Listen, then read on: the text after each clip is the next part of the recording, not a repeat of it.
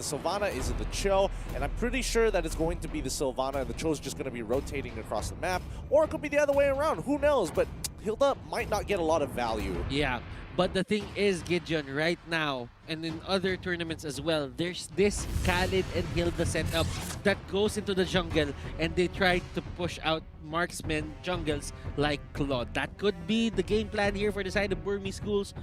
RRQ Hoshi, how do they stop this? I mean, they've got the low Yi on their side. Yeah. And I think that's already one piece of the puzzle that they need to consider. And it really depends on which side of the map the turtle is going to spawn. And more importantly, which buff is going to be contested here. Because if they guess wrongly, it's like, oh no, they're not on their orange buff. I've wasted too much time. It can be a little too late. So let's see how this goes. And more importantly, the lane assignments. And it's time to go into the Celestial Palace. And I am going to throw you to our casters, Gideon, Leo, and Contra. Take the floor. You know, potentially this is going to be the final game between this best of 5 series, or unless RQ is going to change the tempo of the game. But speaking of which, we're already seeing Vin being pressured from the get-go and, well, has to get himself regenerated. Yeah, just look at the way they opened it up. They sent RubyDD in just because they know he can get out no problem. Maybe he walks in safely, at least no problems there. Top side's going to get pressured, bottom side get a little bit of a push, but more importantly, they have mid-prio, so they know exactly which buff they're going to go on before actually looking to consider the invade. Yep, and right now, as we expected, maybe alongside Kid even, forcing out the time for Albert to take that buff, although not as fast or not as slow as they wanted to, so we're still relatively at equilibrium. But yeah, this is going to be R7 on the side lane show. Their tank here is going to be Psycho. Now maybe comes in. Yeah, maybe now a bit too much more than he could chew. The rest of Burmese Ghouls is not going to be giving him any sort of helping hand, but he might just be walking out. First blood for RRQ. And what did I say? Not going to get as much value, even though he did take the Purify as well, which is really good. A really good shout too. Maybe understanding this, like, yes, there is quite a lot of CC there, so I got to be a little bit more careful. But again, once you get onto that blue side, there's only a few brushes that you can work with, and if you get hit by the Cosmic Lance, it's game over.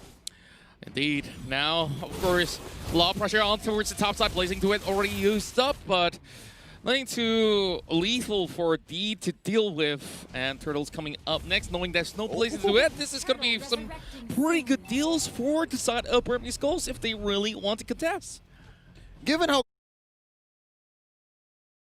crazy games 1 and 2 went, I'd like to just comment on the overall lineup and especially how they're behaving.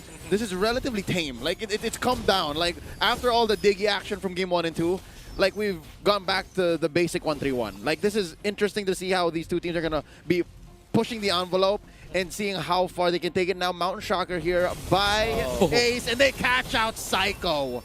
Wrong place, wrong time. Psycho definitely had seen better days for sure. You definitely hate to see it.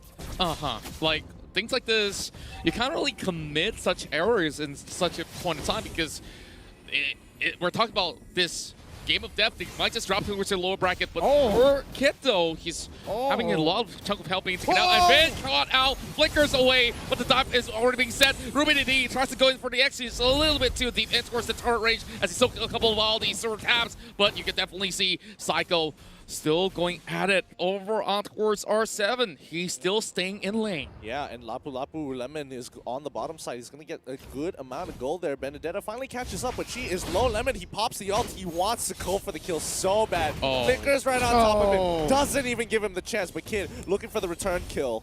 Nah, I don't think that Kid could possibly do much here after everything expended, including the flicker, has already gotten him a little bit of safety ground, but RQ already pulling the turtle out, but look at D though, he's coming from the backline. Death Storm and towards RQ as they put in a challenge, but look who's arrived, Blazing to win, and the rest of Burmese Ghouls, they get caught up with a weight of the dragon as well. Baby goes down, double kill going for the side of PG. A late response here by RubyDD, popping the Electo final blow, not even landing most of those slashes from behind. Gotta note, I think RubyDD, this is a good call to actually rotate and leave bottom lane because Lemon's doing something right there because I think RubyDD should have the advantage. He has the high-end dry, he has the whole kit of Benedetta, and against Alapu-Lapu, you should be winning more fights than you're losing. So I don't understand. Yeah. So now I get why he went up here. This might be greener pastures. Yeah, speaking of which, here, R7 obviously will have to just give a little bit of the circle away, and Flicker being popped up. Oh, close one. Not in range of the darkness, but down on, the greener pastures here, D is taking quite a beating, and the Sandstorm Guardian, Quicksand Guard is not going to be enough to take it out, and RRQ going to profit off of this, while BG up on top of the top side is going to be trading 1 for 1. It's a mirror. It's a mirror. A little faster on RRQ, though. Oh, sorry, I'm a little faster on Burmese Ghouls, but the gold lead is still very significant, about 1,500 here for RRQ in about 5 minutes time. Yeah, and we've already got 4 kills on Albert. Unless if they can shut him down right now, then maybe it might just be a little bit of even terms, but we definitely see that they need to actually get Ace back up ahead. And speaking of Ace here, he gets caught by Psycho, and he gets bursted down by Sylvana with great Imperial Justice. Wow, that was really smart. Vin sets it up and, oh wait, hold on, it's not over. Maybe he might be in a little bit of trouble and makes sure that he shows his recall. Can't catch me, but yeah, smart stuff. Oh no, RubyDD gets caught out after the Electo final blow. Still catches quite a few bullets from Albert here, and underneath the turret, that's Burmese Ghouls losing this fight, even on their home turf. Kid couldn't take down Lemon. That's 2 for none. Yeah, and slowly but surely, RRQ HOSHI is getting all these sort of leads, and speaking of which, Ace now in trouble once again. Psycho takes all the damage. Wow, look at Finn. He's slowly becoming that mage monster, and D can only hold on for so long. This is interesting positions to be in here, for sure. For sure. But RRQ HOSHI finally getting Burmese Ghouls to play their own game, but now the Brilliance comes out. Oh, Albert here returning with the Blazing Duet, and he times it so perfectly. They underestimated what the rest of RRQ HOSHI could have done, and he pays the price by popping the Brilliance for an offensive round. Yeah, maybe here wants a little bit more. He is going to be a little too aggressive, a little too haughty for my taste here. 6 minutes, 30 seconds in, there's a turtle up. I think Ace is just, I don't know, poking the lion. Might get bitten here. Real quick, I think an item check would be in the right timing, because after that turtle take, we're sitting at a close to 4K deficit behind for Burmese Ghouls. Albert already has the Demon Hunter sword. He already has his machete, and I'm pretty sure that's next going to be a golden staff.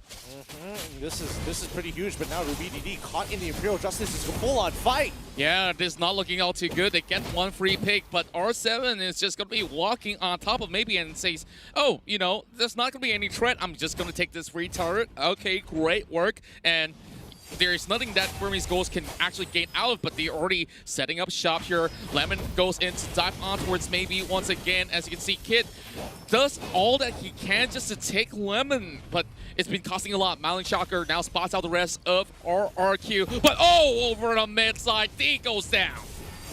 They want to get some more Brilliance. Comes out perfectly. Great dodge, but that's not going to be it when the Blazing Duet comes through. Rotations to try to slow it down, but it's not going to be enough. It's going to be a full-on chase coming in for the Burmese Ghouls. They can't finish. Oh, finally 1 for RubyDD. And from the back, a little too deep. Nice knockup by R7. That's going to be Ace trying to run away. That Yusen Shin survives. And up front, it's RubyDD dancing. Albert finally ends it. 3 for 2 is the final tally. Somebody's got to stop Albert, and as much as they try to do that, RubyDD has expended everything he can. Electo, you name it. Like, they can't get the grasp on towards this really slippery clod. And, for Lemon as well as R7, they say, okay, it's worth it to just buy a little bit more of the attention heading in towards the tier 2 over the mid side. And well, call for that sort of the exchange. Now 15 seconds towards the next objective here. Can Burmese Ghouls contest? Well, to be fair, there is no lock on Burmese Ghouls, right? It's only maybe. Maybe has to hit him with the 2 over and over again.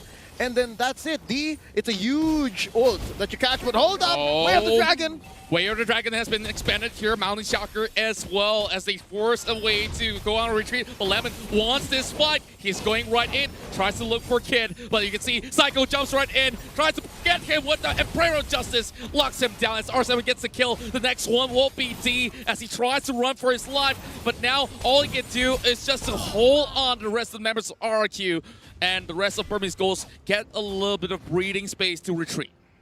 They have to breathe now. They finally get to breathe, but Albert, he is just absolutely gigantic here. He's got 7 kills under his belt, level 13 in comparison to Kid, who's only level 8, and not to mention that Ace, only level 12 here. Like, Ace really needs to make a play, but Psycho, he's going to find the first catch, but I don't think they're able to capitalize on it just yet, and this is what they've been doing between Psycho and Vin. Vin has been sending Psycho into these really awkward positions, and if the Burmese get caught out, that's when Psycho jumps on and the rest of RRQ pounces. Yep, that's the fanciest face check I've ever seen.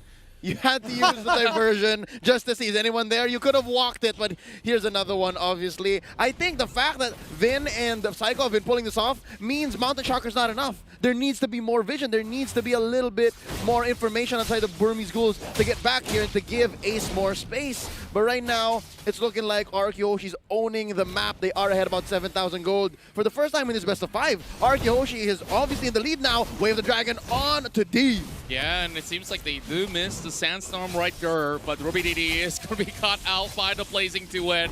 Going to help the Benedetta as he goes legendary, but maybe now, just fall back for the moment. And like you said, they can always go in for the backdoor divergence out there, and maybe has pulled in the attention way too much. Psycho catches him off. Yeah, it looks like RRQ have adapted well. They're forcing the Burmese Ghouls to play their game, a very traditional, very classic of style here. They have to kind of get some pressure on towards the side lanes, but again, the macro coming up from RRQ in the lead. They have huge with the Blazing Duet as they take out one and now go for the second. Wow, great dance down to land on top of members of the side of Hoshi, and Lecto has been popped up on top of Lemon as he flickers away, but he does not escape from the grasp of the Benedetta. Ruby DD, as when she gets one, the mid lane now exposed, but at least Burmese Ghouls, they finally catch a couple of members of RRQ. Good news and bad news. Good is they shut down Albert. Bad news is they lost all of their out of the base turrets. They only have inhibitors left, so the rest of the map is open. It's going to be hard to go for Lord contest. It's going to be hard to go for wave clear. It's going to be hard to even get your own buffs. So slowly but surely, I think the Burmese Ghouls here are going to want to make sure that they take what they can while Albert is out. But hold up, that's a cancel diversion. In goes Psycho. Oh, Psycho tries to actually goes in for the Lord Steal attempt, but here comes Vin as well. He's catching on towards Kid, but it's not enough. Brilliant's being popped. He's going to be safe. Burmese Ghouls, they do get the Lord. Big news for the Myanmar side as they do have to play the Spur, and they are preparing for a comeback. Vin was trying to do his very best to try to chunk out the main damage dealer, going to be Kid and Ace on their side of the map, but I think overall, very desperate attempt. He probably should have played a little bit towards the back line, waited for R7, and maybe could have potentially baited Burmese Ghouls into a fight that they weren't expecting to get that pick. However, now that that is done, Lord is going to be knocking on their door, and let's see how Burmese Ghouls maximize their goal, because this was their comeback mechanic. Yeah, it's reminiscent of game number 1 where, you know, once they get that Lord, they will be able to just get a lot more of that macro pressure going on. And speaking of macro pressure, you look at Ruby all the way up towards the mid side. He uses the Lecto, not really the direction that he could possibly get any sort of a way to escape, but the Lord already knocking on towards the top side here, and it seems like they will be able to save it. Also, check out R7. He's just working, man. He's just working, pushing up this wave, and in comes D.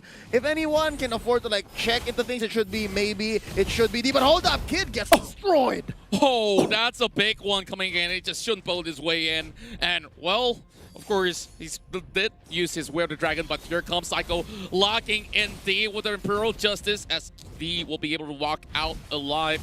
But rest of the members of BG, they're focusing their attention on a split 2-2 as the other members just trying to see whether or not will they just dive right in. I think Ruby DD should take care of himself more. Again, that whole defense that turned into the Albert shutdown and eventually into the Lord was only because Ruby DD performed. Ruby DD did so well, and I think if they can protect him a little more and again tell him not to go too deep, maybe 1 or 2 more team fights that go that way, then yeah, Burmese Ghouls can reclaim the map. But right now, if there's another pickoff on Ruby DD, RRQ is looking at a quick finish after that. Yeah, and I think I would totally agree with you there, Leo, because again, RRQ, they've got the better front-to-front combat system against Burmese Ghouls. Burmese Ghouls need to get in towards that backside. They need to take out Albert. Albert is gigantic, and he's going to be so hard to catch. He's 8-1 unless he makes a mistake with his Blazing Duet, which he doesn't necessarily even need most of the fights. Yeah, you can already see RRQ HOSHI is on an automation mode itself. Like, they're so comfortable with this recent meta, and R7 could definitely buy as much time as he wants from all these sort of side lanes, do exactly what RRQ HOSHI does best, you know, just pressure from both left and the right wing, and now Vin also gets his big purchases. You know what? I'd like to add to what you just said. Comfortable in this current meta. I'd like to think they're pushing the meta. Save for that whole Diggy thing, like that's a Burmese thing. But for our Q here, James, they've also shown us quite a bit of what they're capable of when they're trying to get creative. But right now, this is just bread and butter. Gotta point out as well, the unsung hero here, Vin. A lot of these engages, a lot of these team fights, a lot of these free pickoffs would not happen without Vin. That's right, and of course, very fair point right there. And I definitely think that Vin has been able to actually go in to just set up a great sort of engagement opportunity for the side of RRQ alongside with Psycho, and you could evidently see like easily he managed to just participate in 16 of these fights. Ooh. I think they need to just slow it down. I mean, like, RRQ HOSHI is just literally waiting for the Lord to come up, have their win conditions at hand, and this is their last push. If Burmese Ghouls is able to defend it, then the gold is not going to matter, and this game is going to drag on until Kingdom Come, until somebody makes that mistake. And right now, R7, he's actually quite a force to be reckoned with, especially when he has Hydra in a 1v1 lane against Ruby DD, who has a slight advantage only because of the battle spell. Oh, speaking of which, this is where the Waiter Dragon will connect towards Ruby DD, and in this 1v1, you can obviously see who exactly is winning the trades, as he will call for this to be breaking off. And with the Lord already being out there, RRQ HOSHI is having Albert just pulling the Lord out while the rest of Burmese Ghouls, they're arriving towards the scene, and they does get a catch right here. But Lemon, he's really getting all the attention that they need for Albert to come right in for the Blazing Duet. The rest of the members of Burmese Ghouls, they're shredded down as they melt like butter. But Ace, they do get out of this one with a slither health, and D, he cannot really hold off for this defense. Yeah, this is what I was talking about. Like, Ruby DD is such a big part of this fight, and the fact that R7 just isolated him and now might take him out is such a big deal. Nice use of Sword Intent to run away. Another free dash here for our Benedetta. Ruby DD, oh, he goes on for miles. This is a marathon for his life, and R7, he's not going to give up. He knows you're still there. Nice use of Electro Final Blow, going to be clearing the wave. Lord taken out off camera. Quick solo there by Albert, and this could go forever, and there's the knockout. Yeah. At the end of the day, Ruby DD did his job, and that is, oh, we're losing the fight, clear the waves. You have no way to really pressure us until the Lord is up. And now that, you know, Lord is down, that might, you know, change things just a little bit, but it buys enough time for the Burmese Ghouls to prepare for it. Okay, we're back off of our cooldowns, we're back alive in our base, and we can actually defend this properly. If I really could just honor an MVP right now, like you said, it's R7, because he really pulled the entirety of the attention of Ruby DD up to the point that, yeah, you might just go in for the split push, but if you can't get anywhere near the Lord, like they were attempting Lord, and they know that, okay, doesn't matter, this Benedetta is already on the elastic of health, and you can just keep him there for a long time. But here comes the dive, and Psycho is trying to go in for the setup.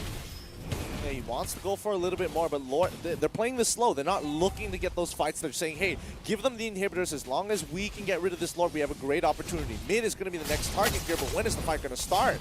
And speaking of which here, this might just be the end of it all if they don't take out the Lord.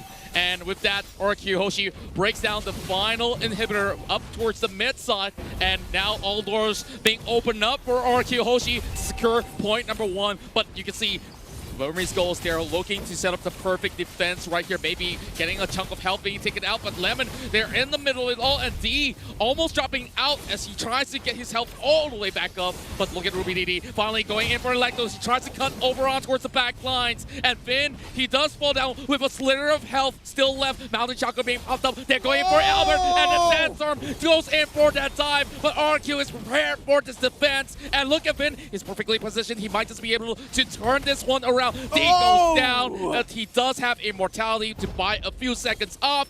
And look at it.